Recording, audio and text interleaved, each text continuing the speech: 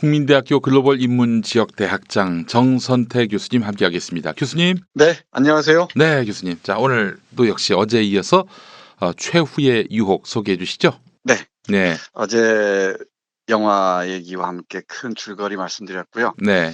이제 모든 소설들이 그렇듯이 이제 결말 부분이 중요하죠. 예. 마지막 반전이 대단히 중요합니다. 음. 반전이 중요한 이유는 우리의 관성적인 또는 타성적인 기대를 뒤집어 엎기 때문이죠. 네. 우리의 인식에 충격을 가하는 방법이기도 합니다. 남들 다 아는 식의 결론을 내린다면은 별 의미가 없을 겁니다. 그래서 반전이 늘 중요합니다.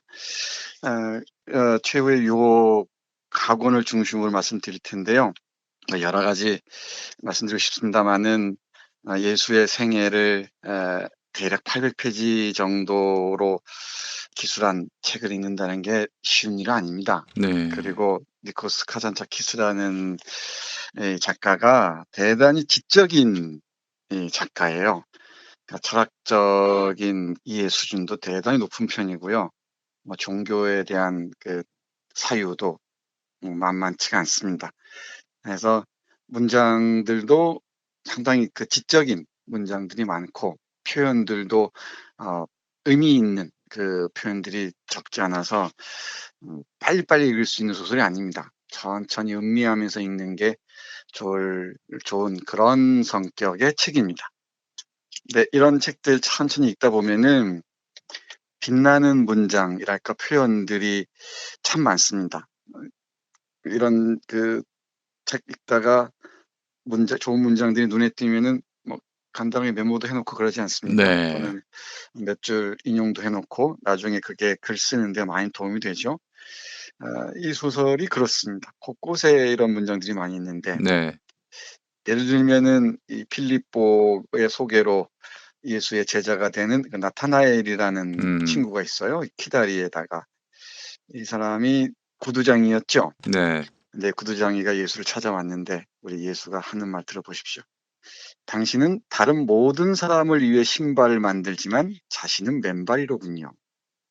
이게 뒤통수를 팍 치지 않습니까? 그러니까 아. 모든 사람들을 위해서 신발을 만드는 사람이 정작 자신은 맨발이다. 네. 이런 문장들이 저한테는 아주 강하게 와닿습니다. 음. 그리고 이런 표현들도 있어요. 예를 들면은 우리 예수가 1권 마지막 부분에서 광야에서 유혹을 뿌리치고 난 다음에 네. 조금 뭐랄까요, 좀 강하게 나오기 시작하는데 이런 표현들을 보세요. 광야 이후에는 이런 표현을 쓰기 시작합니다.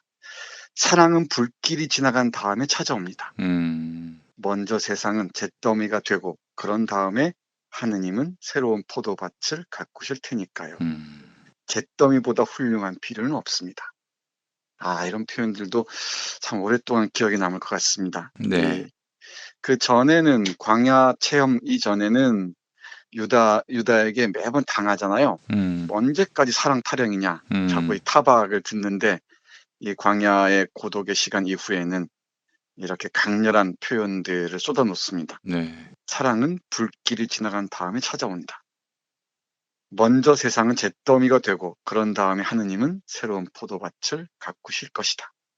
잿더미보다 훌륭한 비료는 없다. 네. 이 문장은 오랫동안 기억에 남을 것 같습니다. 또 하나 같은 연장선상에서 이런 문장들도 눈에 확 들어옵니다. 네.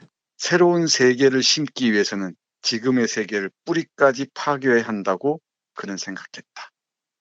이런 문장들. 네. 흔히 안정 속의 개혁 이런 얘기 하잖아요. 예예. 갈등 없는 개혁. 언젠가 제가 말씀드렸습니다만은 이게 우리 도올 선생 표현을 빌자면 생구라입니다. 생구라. 예. 어떻게 안정 속의 개혁이라는 게 가능하겠습니까? 기존의 권력이나 이 자본들이 가만히 있겠습니까?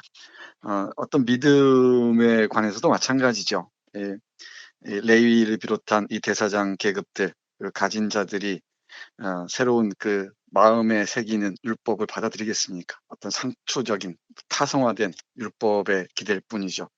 이 광야 체험 이후에 우리 예수는 이렇게 센 말들을 하면서 음. 자신의 사유들을 심화해 나가죠. 네, 그런 과정들이 쭉 이어집니다. 이어지는데 제가 오늘 집중적으로 말씀드리고자 한 것은 첫 번째는 제자들의 모습이고요. 나머지 하나는 최후의 유혹에 관해서입니다. 첫 번째 이제 우리 김 PD도 제자를 키워보셔서 아시겠지만은 제자들이란 게 별로 믿을 게 못 됩니다. 잘 크고 나면은 다 지 잘난 멋에 잘 됐다 생각하죠. 네, 그리고 그렇습니다. 그걸 받아들이는 게 또 그게 선생의 예. 뭐 바람직한 모습이 아닌가 싶어요. 네. 언제까지 지품의 자식인 것처럼 제자를 끌어안고 자기의 손아귀에 쥐고 흔들려고 하는 그 모습도 꼴보기 꼴사납습니다. 제가 보기엔 그래요. 다닐 때 가르칠 때 열심히 신나게 가르쳤으면은 당연히 놔주는 게 맞죠. 그런데 우리 예수의 제자들 보면은 조금 괘씸해요. 정말 괘씸합니다. 예수의 제자를 특별히 사도라고 하잖아요. 사도. 그러니까 네. 파견해서 가르치는 사람들이란 뜻일 텐데 우리 예수의 제자들은 잘 아시겠지만은 대부분이 뭐 보십시오. 이 구두장이거나 또는 어부이거나 또는 우리 유다 같은 사람 대장장이거나 금방 얘기했던 나타니엘 같은 사람 구두쟁이이거나 네. 또 우리의 문제아인 이 마테오 같은 경우는 세리. 세리 징세원이었죠. 네. 통행세를 걷는 징세원이었습니다. 음. 이 소설에서 그 제자들의 캐릭터가 정말 흥미진진하게 잘 묘사돼 있어요. 특히 마테오 같은 경우는 자기가 세리였으니까 글을 알 거 아닙니까? 근데 이 세리가 워낙 부정적인 인상의 직업이었잖아요. 네. 냄새가 너무 많이 나는 거예요. 늘 기스로 된 펜을 가지고 자기는 율법도 알고 모세오경도 아니까 예수의 전기를 쓰겠노라라고 얘기하는 그런 아주 흥미진진한 캐릭터로 등장합니다. 나타니엘도 그렇고요. 그리고 필리포는 양치기 아닙니까? 늘 네. 자기는 양을 더 많이 갖고 싶다라고 얘기를 합니다. 어제도 우리 김 PD가 말씀하셨지만은 좋은 세상이 오면 우리 어쩔 거예요? 우리도 좋은 자리 하나씩 줘야 되죠? 이렇게 네. 얘기하지 않습니까? 예. 여기에 또 토마도 빼놓을 수가 없습니다. 도마. 의심 많은 도마. 네, 예. 네. 도마복음의 작가이기도 하죠. 도마도 빼놓을 수가 없습니다. 이렇게 제자 하나하나의 캐릭터가 꽤나 선명하게 그려지고 있다는 것. 이게 이 소설의 강점이 아닌가 싶고, 우리가 알다시피 제자들이 뭐 철저하게 스승의 말씀대로 따르는 게 아니고요. 막 개기는 놈도 있고요. 자기 이해관계에 반지빠르게 반응하는 사람들도 있고, 또 정말 그 스승에 대해서 충성을 맹세해 놓고서는 또 부인하는 배신자도 있고, 예를 들면 베드로가 그렇겠죠. 뭐 온갖 성격의 인간들을 막 나오고 있는 것 같습니다. 그러니까 마테오를 빼고 나면은 많은 제자들이 참 어려운 사람이잖아요. 물론 이제 그 야고보하고 요한은 아버지가 부자니까 뭐 기대고 살 수 있었겠지만은 대부분이 어렵게 살았던 사람들인데, 그래서 그런지 모르겠지만은 자신의 이해관계에 가장 빠르게 반응하는 모습들도 흥미진진하게 기술되어 있습니다. 제가 작품을 읽으면서 메모해 놓은 게 내용이 이렇습니다. 제자들이라는 게 말이야. 이렇게 적어놨어요. 예. 예수의 고독은 깊어집니다. 예.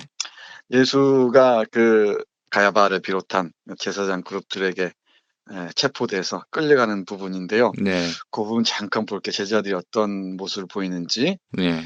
한 걸음의 성큼 그는 길로 나갔다. 거듭거듭 밀려오는 군중이 파도처럼 물결치며 지나갔다. 앞에는 로마의 기마병들, 뒤에는 십자가를 걸머진 예수. 그는 피를 마구 흘렸고 몸에는 갈기갈기 찢어진 옷을 걸쳤다. 그는 더 이상 걸어갈 기운이 없었다. 그는 점점 더 머리를 앞으로 내밀며 당장 쓰러질 듯 자꾸만 비틀거렸고 그들은 끊임없이 그를 똑바로 일으켜 세우고는 발길로 차며 앞으로 몰았다. 뒤에서는 그들의 병을 고쳐주지 않았다고 분격한 절름발이들과 장님들과 팔다리가 잘려나간 불구자들이 쫓아왔다. 그들은 예수에게 저주를 퍼붓고 복발과 지팡이로 때렸다. 예수는 자꾸만 주위를 둘러보았다. 사랑하는 제자들은 아무도 나타나지 않으려나? 그들은 어떻게 되었을까? 술집 바깥에서 그는 시선을 돌리고 술집 주인이 손을 흔드는 모습을 보았다. 그는 기뻤다. 그는 머리를 끄덕여 작별 인사를 하려고 했지만 발이 돌멩이에 걸려 십자가를 진 채로 땅바닥에 엎어졌다. 그는 고통스러워 신음했다. 키레네 사람이 앞으로 달려나와 그를 부축해 일으키고는 십자가를 들어 자기가 짊어졌다. 그러더니 머리를 돌려 예수에게 미소를 지었다. 용기를 내어 시몬이 그에게 말했다. 내가 여기 있으니까 두려워하지 마세요. 이 부분에서 이 성서의 기록하고 다른데요. 제자들이 숨어서 보기도 하고 또 베드로는 모른다고 3번 부인하면서 눈물 흘리기도 하고 그러죠.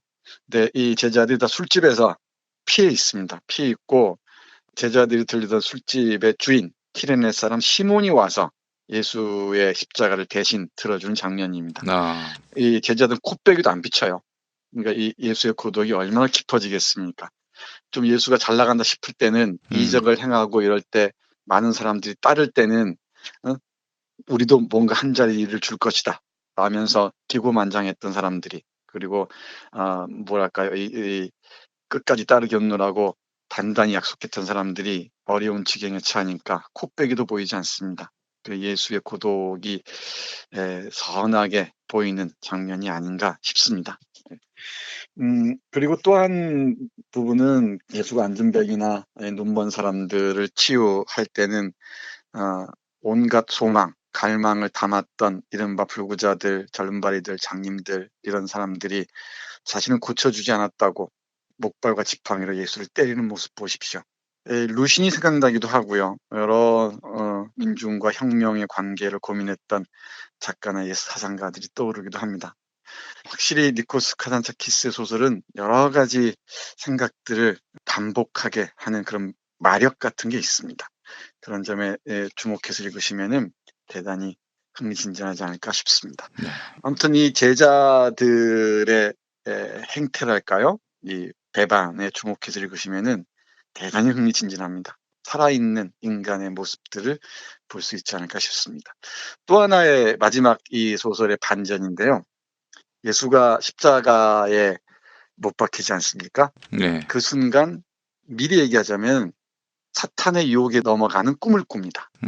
여기서 잠깐 우리는 김만중이 쓴 구운몽을 떠올리면 좋지 않을까 싶어요. 이 조선 중후기를 살았던 대문장가인 서포 김만중 있지 않습니까? 네. 김만중이 쓴 작품 중에 구운몽이라는 걸작이 있습니다. 네. 오래전에 말씀드렸던 것 같은데 아마 한국 문학사의 빛나는 작품이죠. 그 작품 보면은 성진이라는 사람이 돌을 닦다가 어느 날 팔선녀를 만나서 이 세속의 맛에 빠진 나머지 돌을 게을리하죠. 그러다가 도 닦는 일을 게을리하죠. 그러다가 꿈을 꾸는데 꿈속에서 양소유로 태어나서 2명의 부인과 6명의 첩을 거느리고 모든 출세의 최고 수준까지 올라가서 영예를 누린다. 그러다가 마지막에 잠깐 눈 떠보니까 다 꿈이었더라라는 소설인데 정작 이 소설의 핵심 부분은 성진이 양소유가 되어서 8명의 여성들과 행복하게 사랑을 하고 또 입신 출세라는 과정들이죠. 그게 핵심 부분입니다. 네. 이제 그걸 덧없다고 얘기하는 것인데 저는 이 카냐차키스의 최후의 유혹을 보면서 바로 그 구운몽이 떠올랐어요. 이제 예수가 십자가에 못 박힌 그 순간 천사의 모습을 한 사탄이 찾아와서 예수를 유혹합니다. 네, 이 유혹에 따라서 예수는 이제 막달라의 마리아라고 살을 섞기도 하고요. 나중에는 라사로의 2 여동생 있지 않습니까? 네. 마리아와 마르타가 있죠. 2 여동생과 많은 아이 낳으면서 행복하게 삽니다. 그래서 이 인간의 삶이 얼마나 행복한가. 이렇게 행복한데 내가 뭐 잘났다고 인류의 구원을 위해서 애쓴다고 했던가. 그런 그 유혹에 빠져드는 거예요. 그 부분이 후반부의 압권입니다. 이 소설이 전체 33개 챕터로 이루어져 있습니다. 뭐 이건 분명하죠. 예수의 생애 33년을 은유적으로 보여주는 장 구성이라고 얘기할 수 있겠죠. 네. 근데 30장 이후 4개의 챕터가 마지막 부분에 클라이맥스 부분에서 바로 이 예수가 십자가에 못 박힌 순간에 회한에 젖어서 이 인생의 세속의 행복한 삶을 꿈꾸는 장면으로 그려지고 있습니다. 네. 예를 들면 이런 문장들 짧게 보십시오. 천사가 유혹하는 문장입니다. 이 천사는 사탄이 천사의 모습으로 변신한 것이겠죠. 네. 당신네 인간들은 정말 얼마나 행복한가요? 천사가 말했다. 당신들은 흙과 물로 빚어졌다는데 알고 보면 지상의 만물이 흙과 물로 빚어졌으니 말이에요. 그렇기 때문에 남자들, 여자들, 고기, 채소, 과일 모두가 짝이 맞아요. 모두들 똑같은 흙, 똑같은 물로 이루어지지 않았나요? 만물은 서로 결합하기를 원하죠. 그럼요. 방금 이곳으로 오던 길에도 나는 어느 여자가 당신을 부르는 소리를 들었답니다. 이런 그 천사의 유혹에 이끌려서 이제 예수가 많은 여성들과 함께 하면서 특히 마르타와 마리아 두 자매와 자매를 이 아내로 두고 많은 아이들을 낳습니다. 이런 그 인생의 행복의 절정을 맛보는 거죠. 맛보면서 자신이 뭐하러 저렇게 절벽과 벼랑뿐인 그 살벌한 빗달길을 걸으면서 고생을 했던가. 내가 저렇게 몸부림친다고 알아줄 사람이 아무도 없을 텐데. 이런 꿈속에서 회한에 젖는 것입니다. 천사의 유혹에 이끌려서 사는 게 참 아름답다 생각하는 거죠. 모든 순간은 영원이다. 바로 이 순간을 행복하게 보내는 게 인생의 참맛이다. 라고 생각하는 것입니다.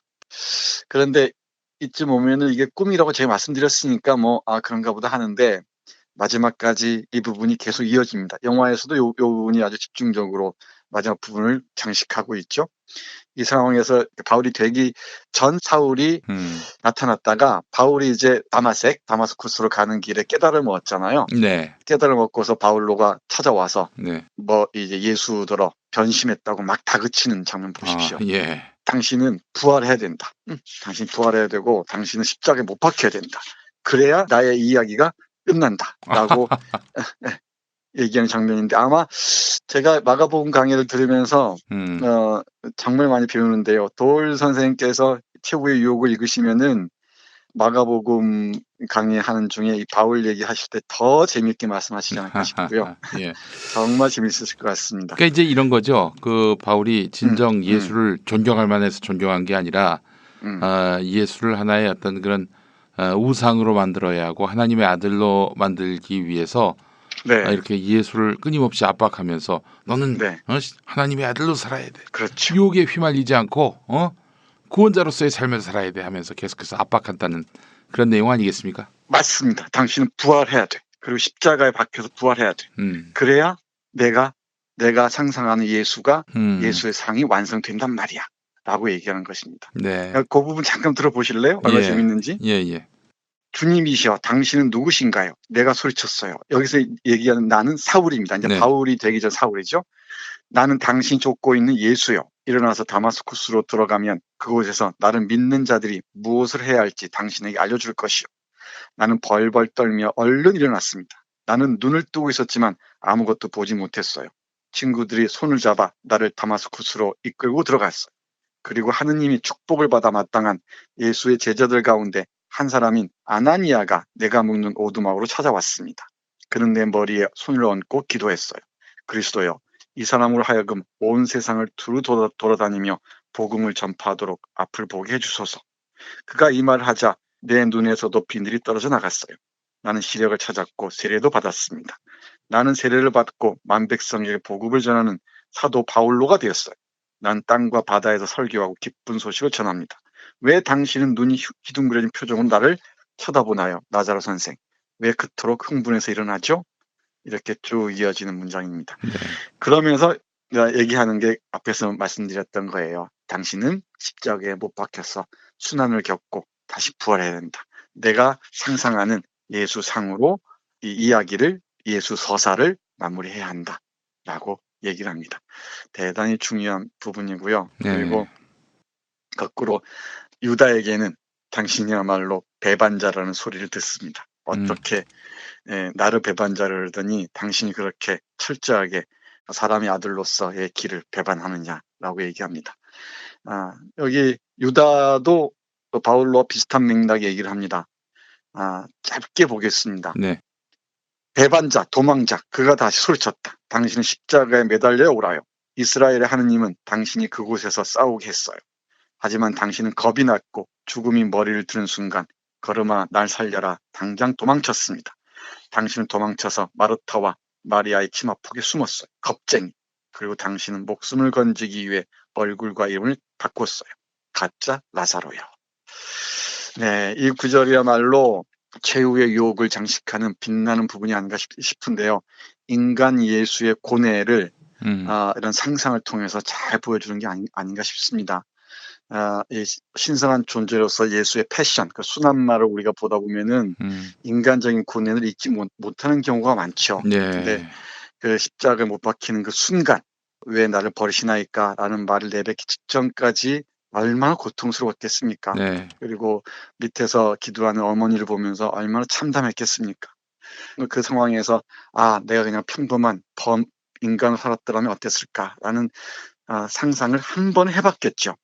그 부분을 최후의 유혹 마지막에서 이렇게 훌륭하게 그려내고 있습니다. 네.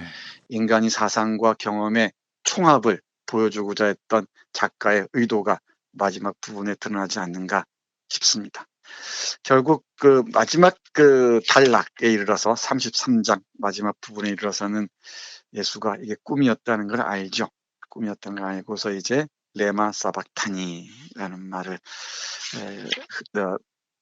하면서 모든 게 이루어졌다라고 얘기합니다. 그러면서 모든 일이 이제 시작이다 라고 마무리를 합니다. 그 부분 잠깐 보고 저도 끝내겠습니다. 네. 그렇다. 그는 겁쟁이, 도망자, 배반자가 아니었다. 그렇다. 그는 십자가에 못 박혔다. 그는 최후까지 명예롭게 그가 지켜야 할 자리를 지켰으며 약속을 지켰다. 그가 엘로이, 엘로이라고 소리치며 기절한 순간에 아주 짧은 한순간 동안에 유혹이 그를 사로잡아 못된 길로 이끌었다. 기쁨과 결혼생활과 아이들은 거짓이었으며 그에게 겁쟁이, 도망자, 배반자라고 소리치던 몰락하고 노쇠한 노인들도 거짓이었다. 모두가 악마가 보낸 환상이었다. 그의 제자들은 꿋꿋하게 살아있었다. 그들은 바다와 무트로 가서 복음을 전파하고 있었다. 모든 일이 올바르게 이루어졌나니 하느님께 영광을. 그는 승리감에 차서 소리쳤다. 이루어졌나이다. 그리고 그 말은 이런 뜻이었다. 모든 일이 일의 시작입니다. 네, 이렇게 마무리되는 니코스 카잔자키스의 대작 최후의 유혹이었습니다. 정말 많은 생각을 하게 하는 작품입니다. 예수를 하느님의 아들로서 존경하고 신앙하시는 분이든 아니면은 경험과 사상의 갈등 속에서 최후를 맞이한 하나의 위대한 인간으로 존경하는 사람이든 이 니코스 칸자차키스가 그리는 예수는 우리 한 번쯤 만나봐야 되지 않을까 싶습니다. 네, 알겠습니다. 교수님 오늘 말씀 잘 들었습니다. 네, 고맙습니다.